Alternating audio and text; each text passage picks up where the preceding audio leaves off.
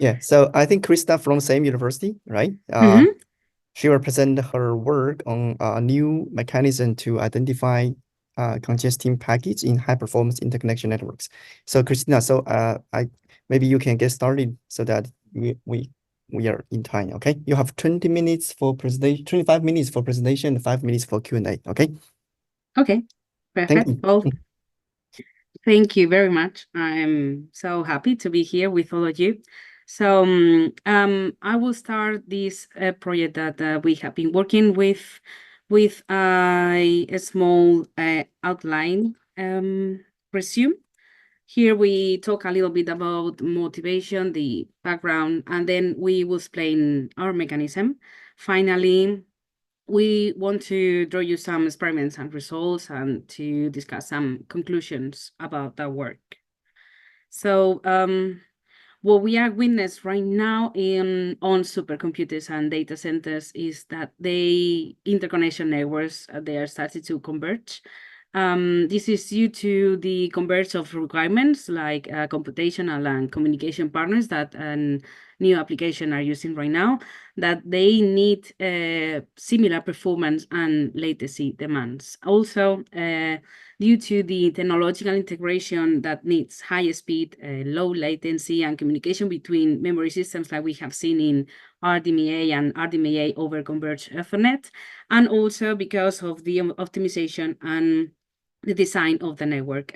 We have seen the introduction of accelerators that leads to data centers to have a supercomputer like backend networks.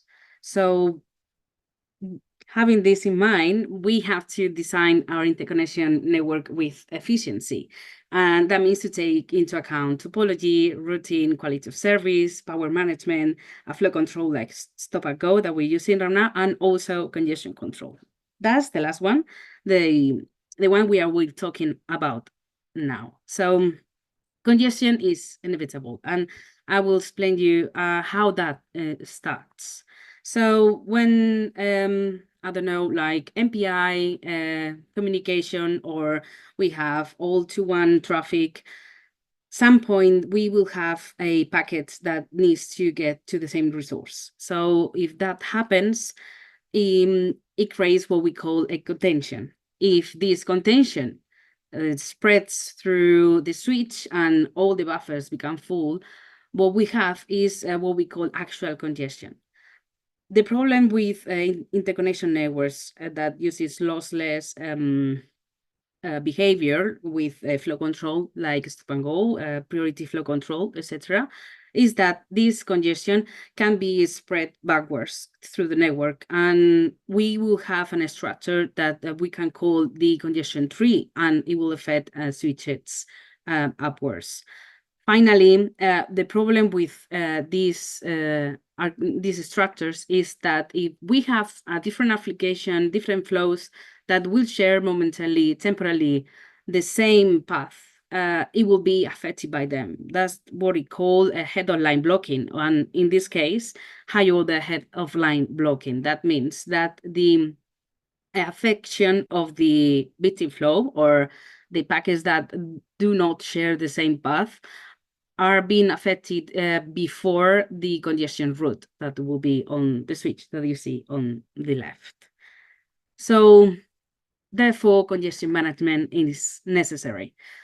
But it's also not because of congestion, but because we can say, oh, we can make interconnection networks bigger, so we can make sure that there is no congestion at all. But as we have seen before in the previous and amazing talks that we have seen, there is a lot of performance requirements, there is a lot of size limitation, there is a power consumption problem right now, and it's also a budget constraints. So that is why we need to take seriously congestion management. And well, you can see that has been developed a lot of different techniques. We can see there is like a four, mainly two kind of techniques. The first one, it will be injector throttling, and the second one will be the head-of-line blocking elimination techniques. Later, we can have different alternative approaches that not directly, but indirectly, they working on routing, and maybe they can have any a little bit of influence on congestion. But all of them, they have problems. For example, on the congestion throttling techniques, the main problem is that they don't really identify congestion accurately, and we will address this later. For the head-of-line blocking, the problem is that sometimes they do not completely eliminate congestion. So we are on way that we need to get congestion management that is accurate and efficient. So nowadays on data centers and HPC, we can see like DCQCN is the main technique used for congestion control. And I want to show you how that works like really on a basis state. So when a packet is traveling through the network, it will arrive to different switches. And in this part, we will have the first step that will be the congestion point. And if all the conditions from that protocol are met, that packet will be marked. So once they arrive to the end node, so to the destination, it will start the notification protocol that it will start with a congestion notification packet that it will be sent back to the origin end node. And therefore, finally, the reaction point at the origin end node will be able to react according to that. But I want to just focus on the congestion point, okay? So the congestion point on DCQCN is working at egress side. So once a packet arrives to the output port of a switch, what it does is to check if the queue length of the buffer is between minimum threshold or max threshold. If it's below the minimum threshold, that will be a 0 probability of being marking. So there will be a packet where this not be marked. And if it's over the max threshold, it will be marked. And what happens in between, it will use a maximum marking probability, it will use a probability that this packet will be marked or not. But the problem of this is that that packet that arrived to the output port may be not the one who is congesting the interconnection network. So we can get false positive detection and therefore inefficient congestion management. So that's what we get to our proposal, that is the enhanced congestion point. So basically is composed by two main structures. The first one is the congestion detection, and then we have the revaluation. First of all, an overview of the whole process. What we need to mark a packet? Well, first of all, we will make this congestion detection at the end of the ingress ports instead of the egress ports. And we will still continue to see if the queue occupancy is high. We will have also a threshold, but we want to make sure that the packet is at the head of that queue, is not at the end.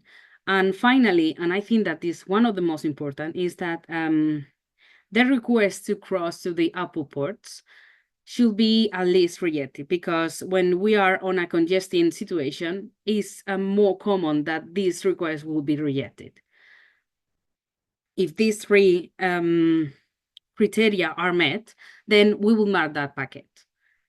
But we can find some false positive on this case too. But if we use these revaluation mechanisms, it will make sure that there is no head-of-line blocking marking of bitten packets or packets that do not are contributing to congestion.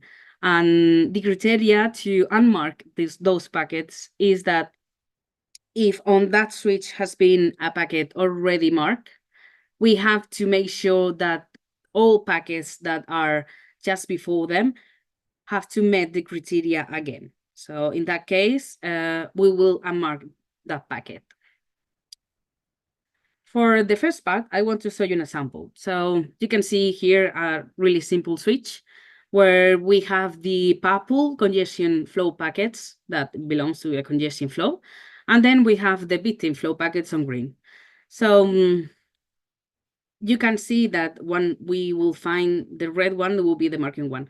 The first criteria is that the queue has to be over a threshold, like here.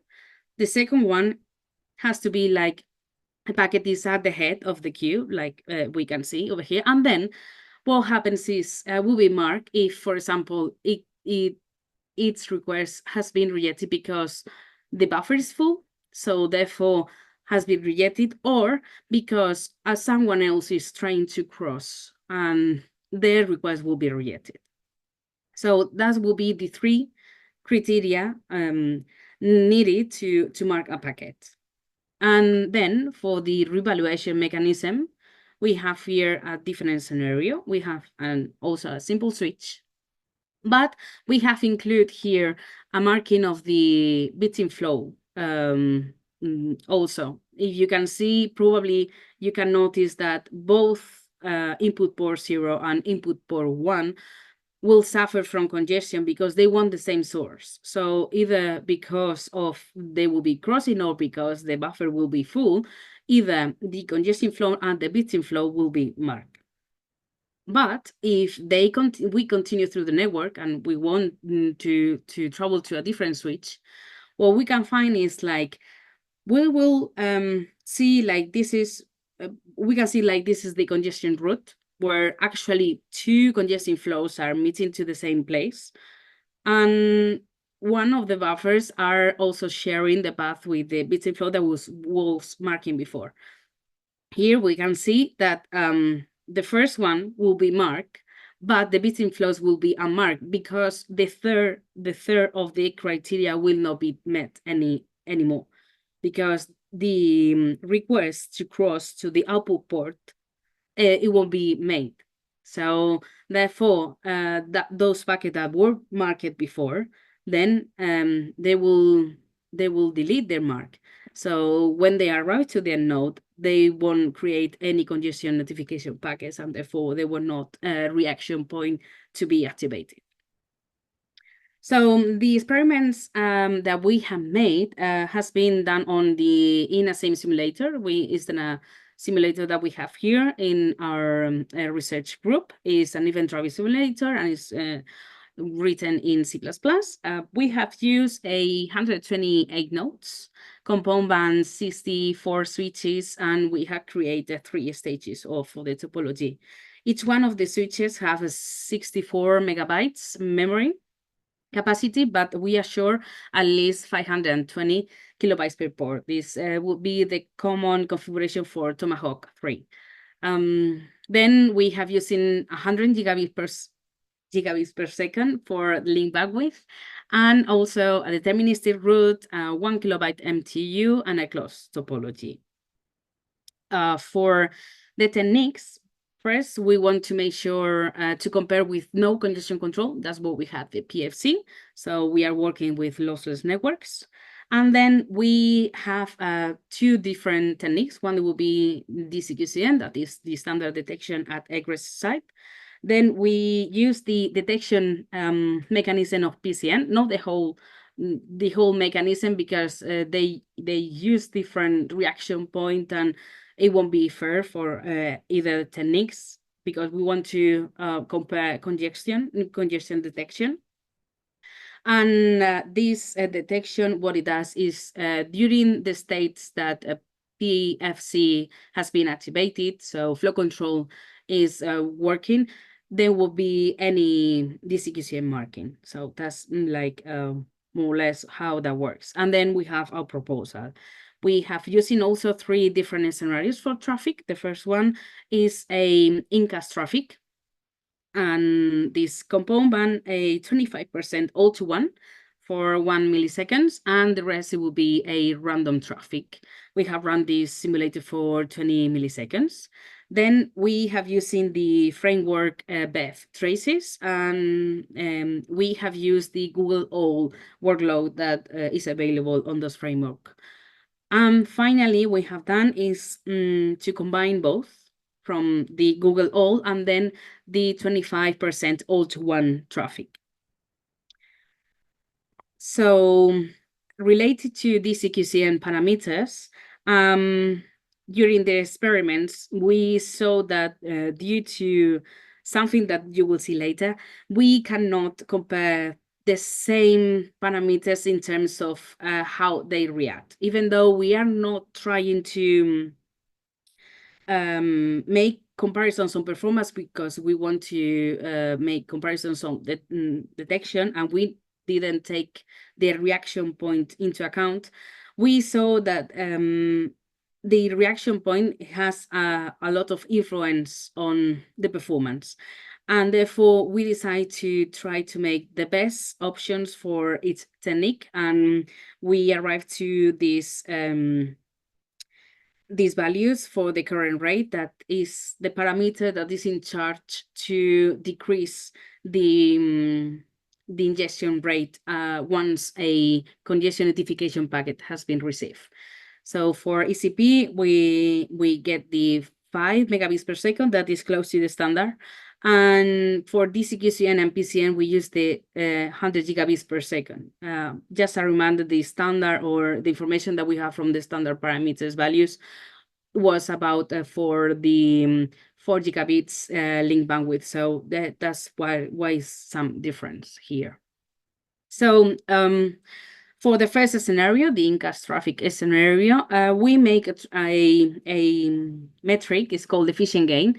That what it does is to compare the loss that any technique may have due to congestion compared to DCQCN. So even though we are not really focusing on performance metrics, we want to show that even though with a small change, we can get really some improvement on the performance. But even though this is not our goal is to see how this packet are marked.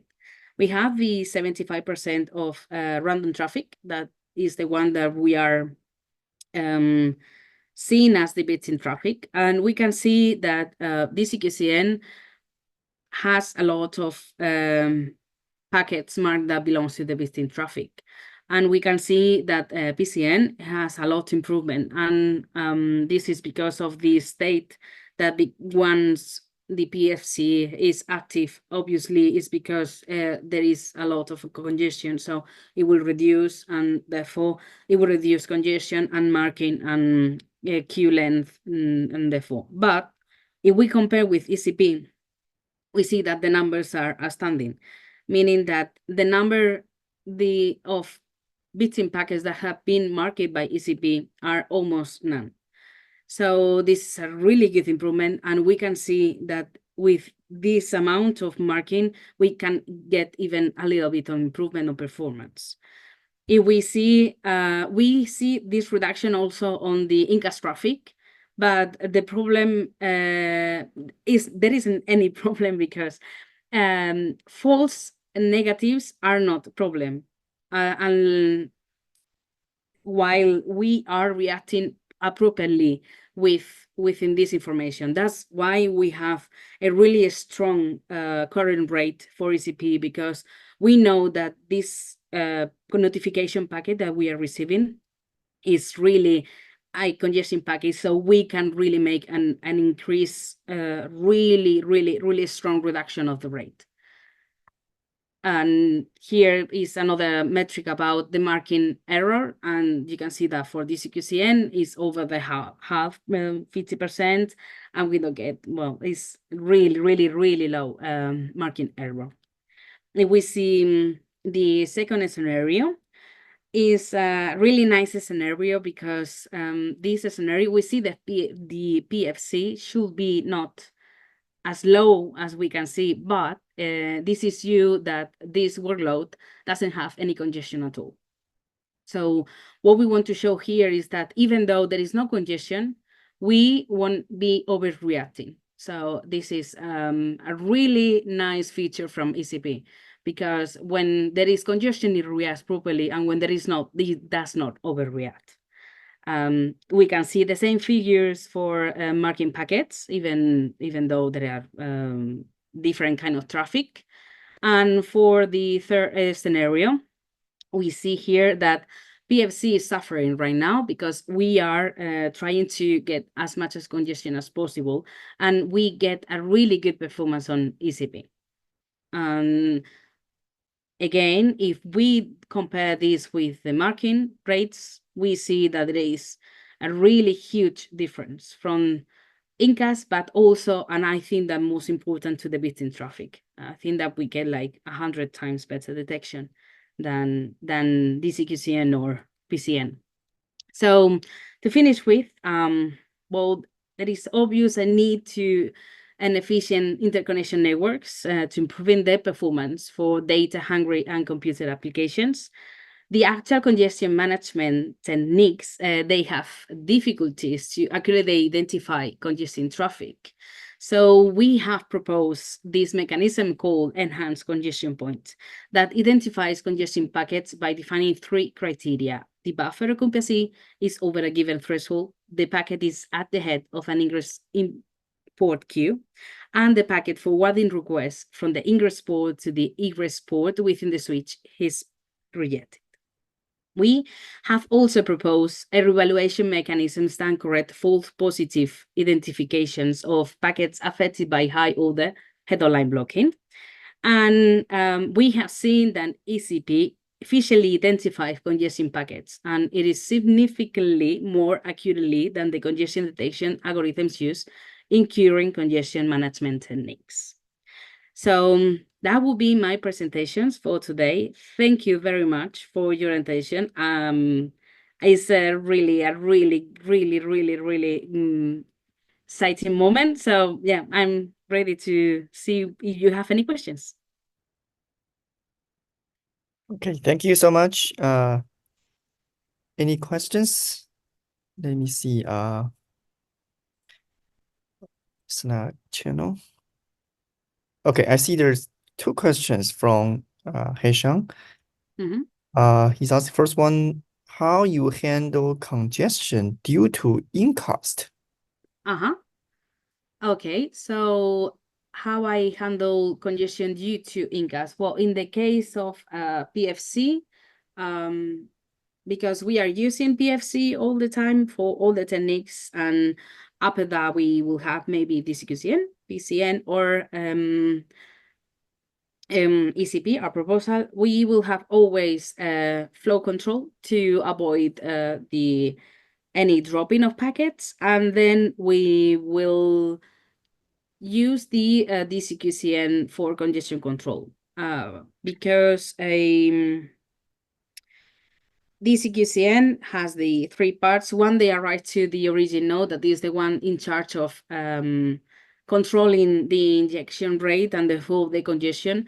It will depends on the DCQCN. I think that you get the QCN. Okay, but let me see. I've seen that one, but this is not the quantified. It's not the quantified that you show me here. Is let me see if I can give you the reference. I will show you later. So QC set, the congestion isolation, is made for let me, if I'm wrong, let me know. But what it does, QCN, it gets the feedback. So that's what it doesn't have DCQCN. Let me check anyway, because I have here.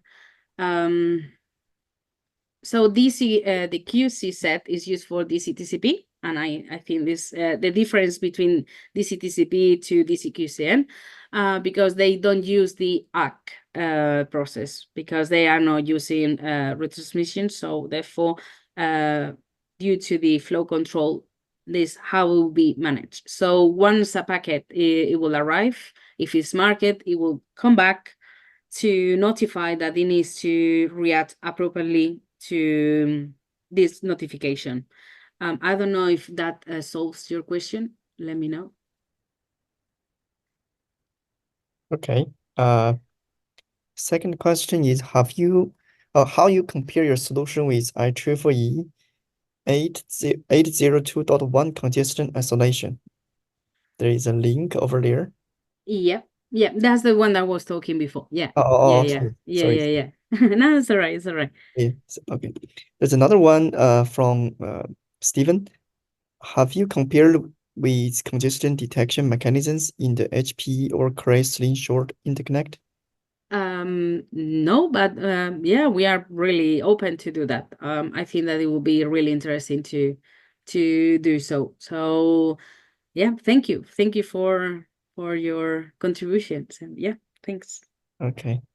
Another one, what is your this from Tusha? So what is your take on effectiveness of ECP on distributed network topologies like 3D mesh? Well, I will have to. We don't have any experiments made on 3D mesh, but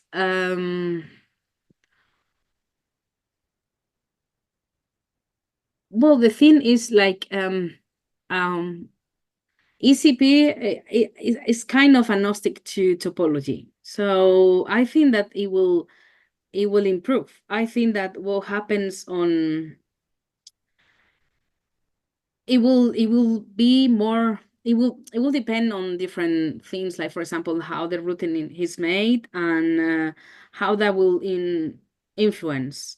What happens is if we have like a moment that we will have congestion, if we get ECP, it will identify correctly. And if because of the routing or because of the topology of 3D mesh or I don't know, different ones, dragonflies or different ones, I think that because it really accurately identify if there is no congestion, it will not be marking. So I don't know, I don't have any experiments, but I will stay positive on it. Mm-hmm. So one more question. So still from Stephen. Will switches with higher radix impact the results in any way? Well, I think that we are talking about switches.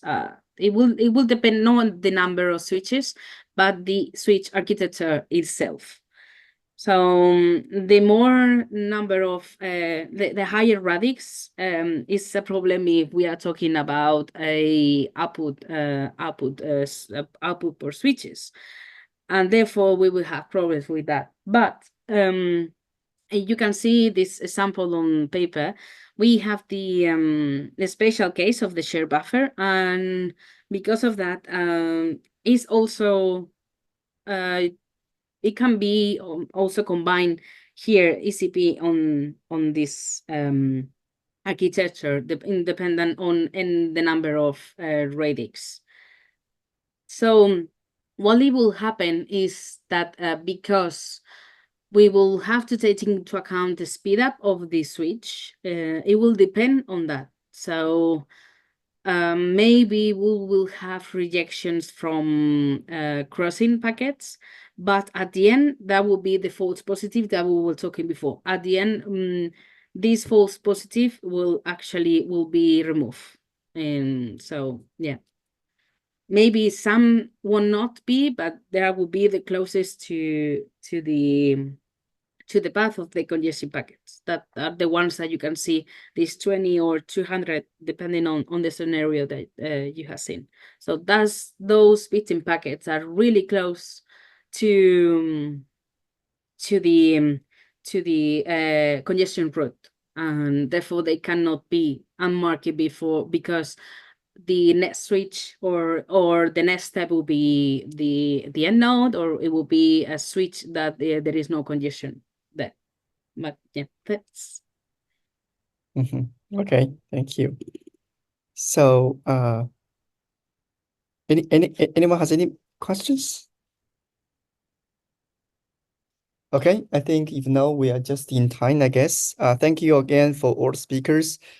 This is a very good session, and I think I'll hand over to Hodai. All right, thanks very much for joining us for this morning session. We're going to adjourn now for a 45-minute lunch, and we look forward to you joining us on the afternoon session.